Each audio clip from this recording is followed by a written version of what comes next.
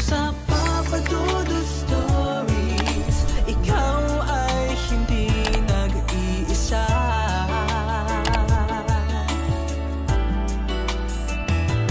Dito sa Papa Dudut Stories, may nagmamahal sa'yo. Ang sabi nila, ang mundo raw ay nahahati sa dalawang dimensyon. Una, ang dimensyong natural at ang pangalawa ay ang dimensyong supernatural.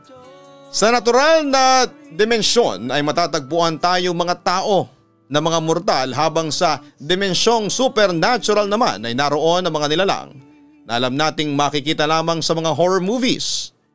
Ayon po sa mga paranormal experts, nilikha ang dalawang dimensyon na ito without the intention na pagtagpuin ang dalawa. Pero mayroong mga individual mula sa mundong supernatural ang nagkakaroon ng pagkakataong makapunta sa ating dimensyon, at sila ay either maghahasik ng lagim o makikipagtulungan sa mga mortal. Nalaman ko ang tungkol sa dalawang dibisyon mula sa aking lolo na isang espiritista at isang albularyo. Katunayan ay meron siyang diary na naglalaman ng mga impormasyon na doon ko lamang nalaman tungkol sa mga engkantos na totoo ang Lost City of Biringan at kung paano makakapunta roon ng isang mortal na tao. Basta maraming impormasyong makikita sa diary na yon ni Lolo na hindi ko alam kung totoo ba yung lahat o gawa lamang ng kanyang imahinasyon. Anyway, bago pala ako magsimula sa pinaka-aktual na kwento, ay hayaan niyo muna akong magpakilala.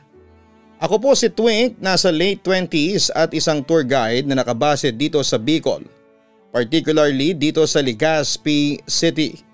Katulad ng sinabi ko, isang albularyo at espiritista ang lolo ko. At hindi lang siya sa angkan namin ang may kakayahang ganoon. Actually ay it runs in our blood. Katunayan, dapat sa papa ko ipapasa ng aking lolo ang kakayahan niya. Pero ibang plano noon ng ama ko. Mas gusto niyang mabuhay ng normal. Kaya umalis siya noon sa Bicol at nakipagsapalaran sa Lukban, Quezon. At doon nga niya nakilala ang mama ko at nagtayo ng pamilya. Pero nang mamatay ang lolo ko at dahil na rin sa kinakaharap naming problemang pinansyal, ay napilitan kaming bumalik sa Bicol para doon ituloy ang buhay. At yun nga, Papa Dudut, doon na ako nagkamalay, nag-aral, nakapagtapos at nakapagtrabaho bilang isang tour guide. Papa Dudut, 2014 ako nagsimula sa ganitong trabaho at kung saan na rin ako nakakarating na lugar. Pero sa Karamoan ako madalas nagdo-tour guide dahil mas kabisado ko ito kesa sa ibang lugar sa Bicol region. Doon din nagsimula ang ikukwento ko sa inyo.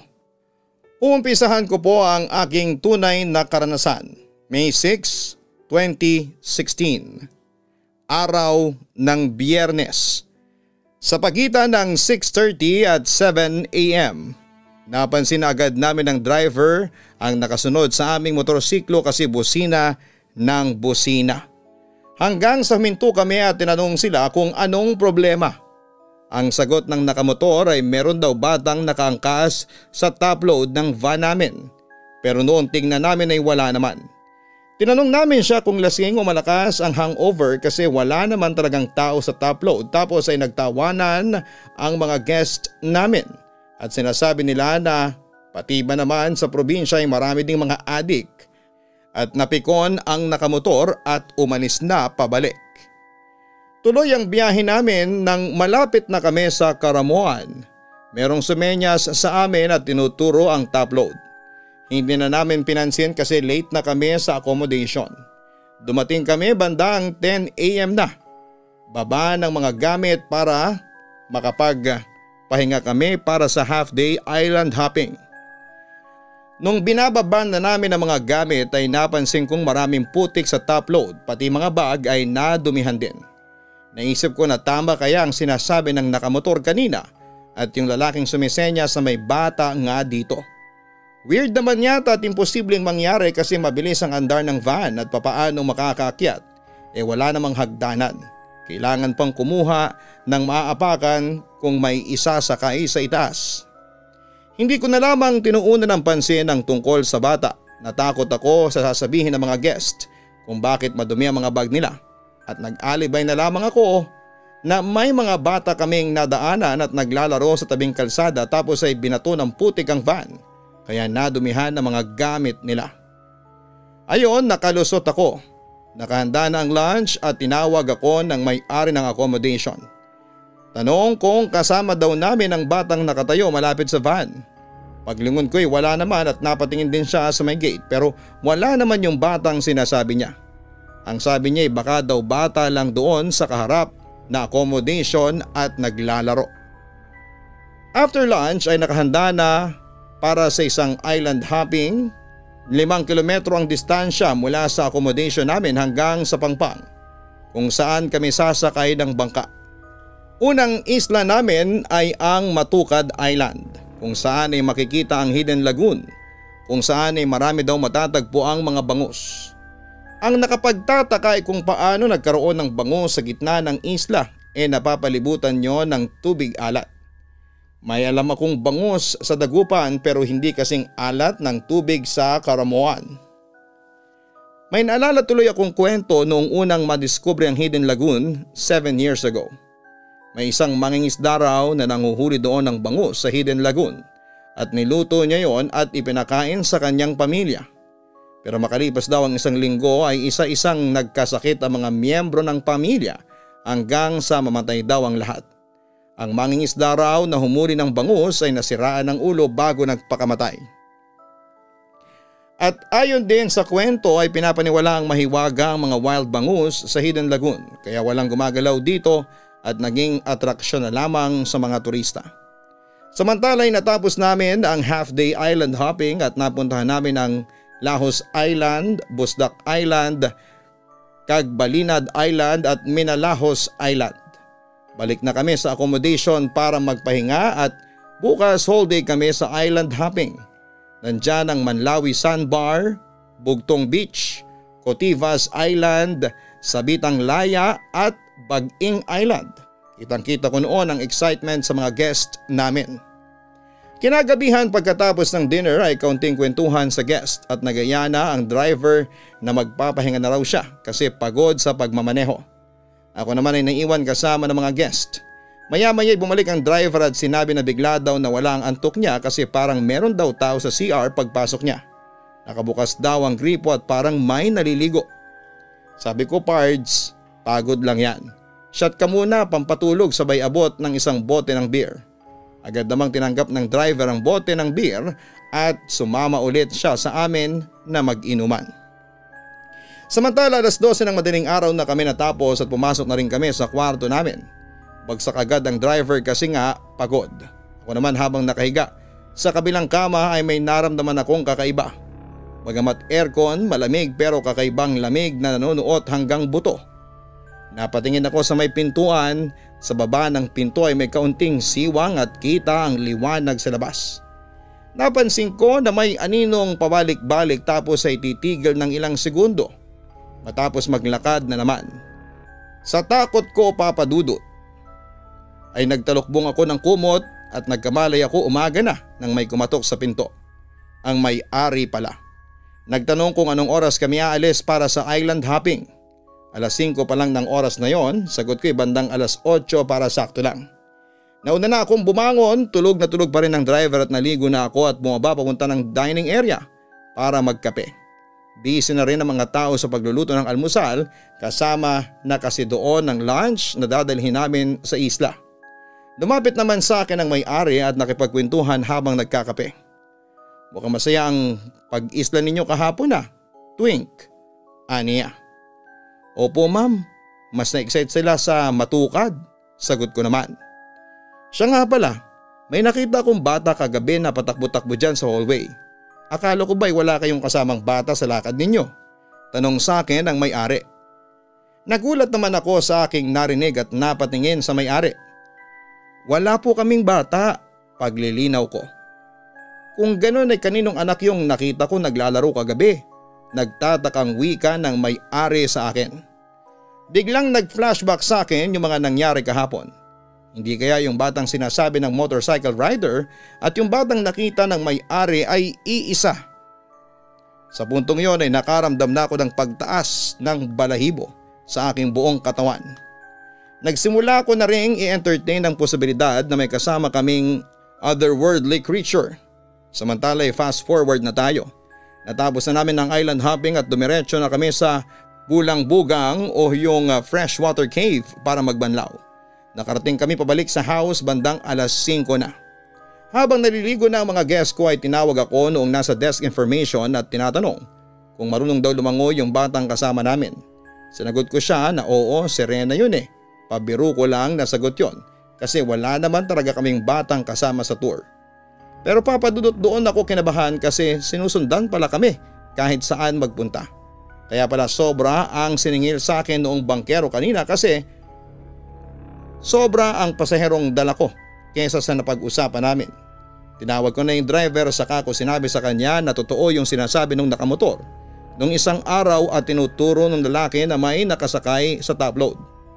Hindi na kami nagkwento sa guest tungkol sa mga nagmumulto o anumang mga bagay at baka matakot sila hanggang sa makabalik kami sa Maynila. Sa boss ko na lamang naikwento ang nangyari at agad siyang naniwala sa akin. Dahil doon ay pinapalitan niya ang van na nakuha niya para sa tour. Second hand lang kasi yon pero bago pa. Kumuha na lamang siya ng brand new kahit may kamahalan kesa naman daw makaaksidente o maaksidente kami. Pinaimbestigahan din ni boss ang dating may-ari ng van. Lumabas sa investigasyon na nakasagasa raw ng bata yung driver ng van at tinakbuhan daw ito pero ngayon ay nakakulong na. Ngayon ay bago na ang van ng agency namin, Papa Dudut. Wala na kaming nararamdaman o nagpaparamdam na multo. Yon ang akala ko, Papa Dudut. Muli akong na-assign na maging tour guide sa Karamoan. Katulad ng dati na-assign ako sa 15 adults na empleyado ng isang TV station na nagkaroon ng company outing.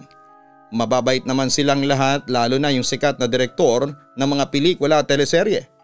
At dahil sa karamihan sa mga yon ay Becky, natuwa sila nang malaman nila ang pangalan kong Twink. Sa totoo lang ay noong una ay hindi ko alam na may meaning pala ang pangalan ko. Twink ang pinalayaw sa akin dahil ang buo kong pangalan ay Twinkle Ashley Mangubat. Pero sa gays lang ang ibig sabihin daw ng Twink ay boyish looking young man with no body hair. Natawa na lamang ako at habang napapailing sa mga guest namin habang pinagkakatuan nila ang pangalan ko. Twink, isasama mo ba sa tour yung anak mo? Tanong sa akin ng sikat na direktor. Nagulat naman ako sa sinabi niya. Dalaga pa po ako, direk. Wala pa po akong anak. Magalang kong sabi sa kanya. Sino yung batang buntot ng buntot sa'yo? Nagtataka rin niyang balik sa akin. At that point, Papa Dudut ay narealize ko na hindi pa pala tapos ang lahat dahil patuloy pa rin akong sinusundan ng batang yon. Kahit na ibang van na ang ginagamit namin at hindi yung lumang van na nakasagasa sa kanya. Samantala isang lalaking guest ang lumapit sa akin para kausapin ako at nagpakilala siya bilang si Krishna. May third eye ako pagtatapat niya sa akin. Alam ko yung sinasabi ni Direk Olive na batang sumusunod sa iyo. Nakita ko yun pagpapatuloy niya. Hindi naman ako makapaniwala sa sinabi ng lalaki. Talaga? Nasambit ko. Actually, nasa tabi mo siya. Nakatingin siya sa ating dalawa. Pagtatapat pa ni Krishna sa akin.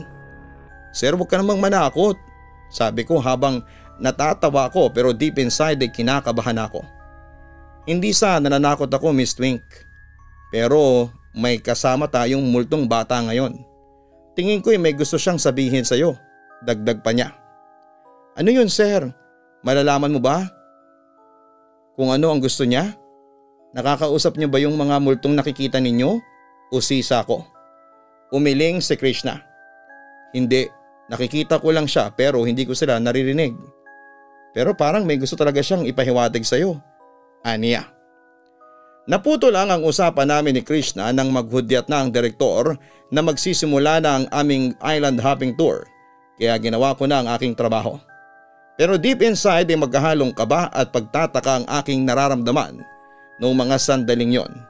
Samantala dahil na rin sa busy ng mga guest lalo na si Krishna na isa palang episode writer ay hindi na kami nagkausap pa.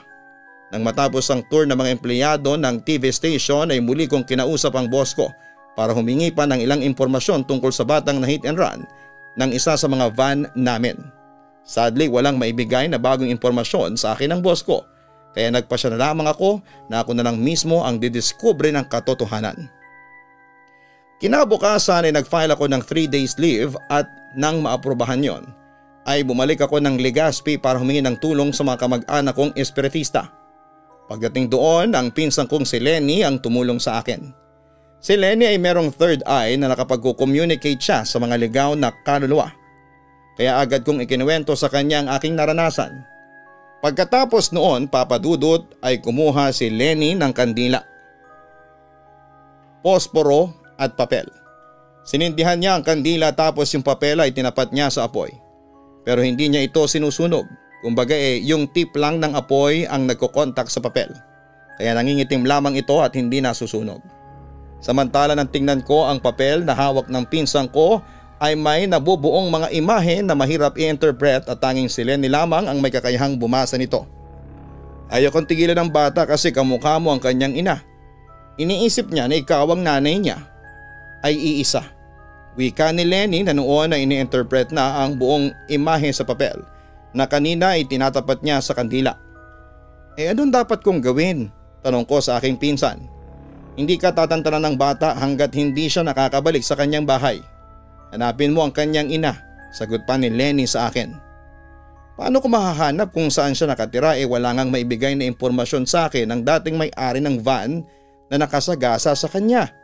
Wika ko. Alam mo Twink, makakagawa ka ng paraan. Kung gusto mong matahimik na ang kaluluwa noong bata ay hanapin mo na ang kanyang tunay na ina. Yun lamang ang sinabi sa akin ni Lenny.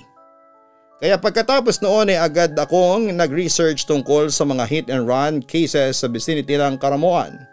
May kaunting background na ako sa kung ano ang hahanapin dahil sa ilang impormasyong nakuha sa aking boss. Pagdudugtong-dugtungin ko na lamang. At gamit ang Google ay nakahanap ako ng news article tungkol sa batang na hit and run ng van malapit sa Karamoan na nagmamatch sa kriteria na hinahanap ko. Binasa ko ang article at naglalaman yon ng kung saang police station ni-report ang krimen at kung ano ang pangalan ng bata at ng mga magulang nito. Pagkatapos ay hinanap ko sa Facebook ang pangalan ng mga magulang. Bagamat maraming hits, ang sinilip ko na lamang ay yung pangalan na nakatira sa Bicol at nagmatch sa isang profile ang supposedly ina ng bata. Agad kong browse yun at nakita ko sa mga past posts niya na indeed ay namatayan nga siya ng anak. Na hit and run nito at wala akong inaksayang panahon papadudot at agad kong minessage ang babae. Kinabukasan ay nag-reply sa akin ang babae at nagtataka ito kung ano raw ba ang kailangan ko. Sinabi ko ang tungkol sa anak niya at sa pagpaparamdam at pagpapakita nito hindi lang sa akin kundi pati na rin sa ibang guest. Nung una ay ayaw maniwala pa ng babae pero sa huli pumayag siya na makipagkita sa akin sa Legazpi dahil doon na siya naninirahan noon. The day after ay nagkita na kami ng babae and to my surprise ay may third eye ito. Bigla na lamang siyang naiyak at tinawag ang pangalang Carlo. Then sinabi niya sa akin na totoo raw ang aking sinasabi dahil kasama ko nga raw ang kaluluwa ng anak niya. At sobra siyang naiyak dahil sa wakas ay nakita na niya ito.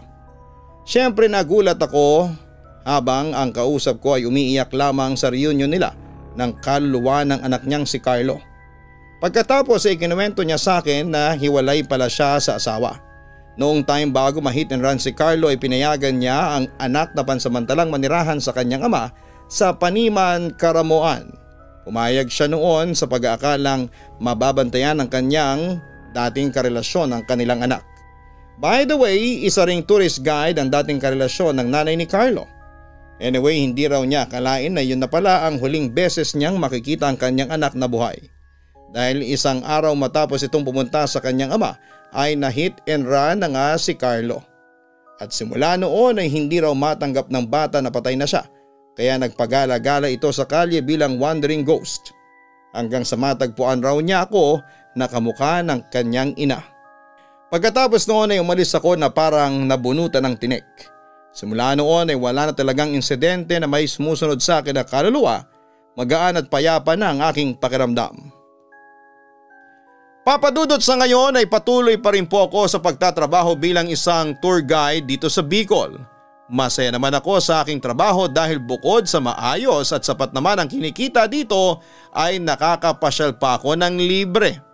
At tungkol naman kay Daria, minsan ay sinubukan kong kausapin siya via messenger at masaya siyang ibinalita sa akin na tahimik na ang kaluluwa ng kanyang anak. Nakapunta na raw ito sa dapat nitong paroonan.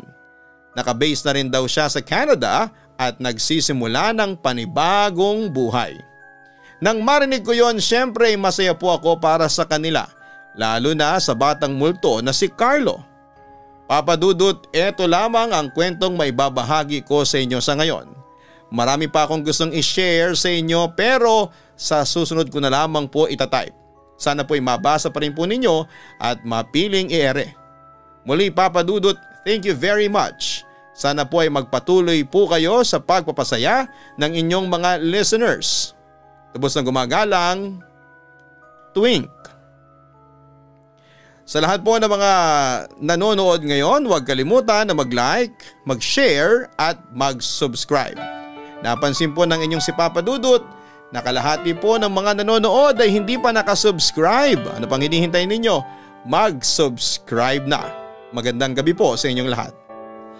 Ang buhay ay mahiwaga, laging may lungkot at saya. Sa Papa Dudut Stories, laging may karamay ka.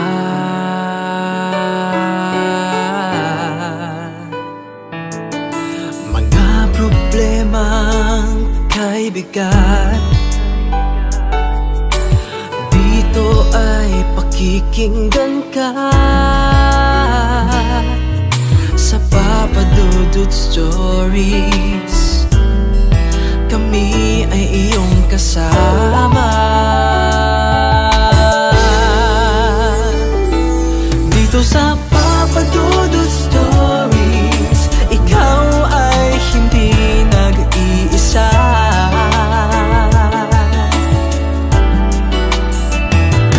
Dito sa Papa Dudut Stories, may nagmamahal sa'yo.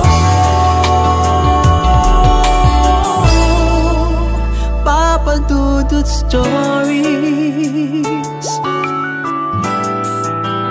Papa Dudut Stories, Papa Dudut Stories.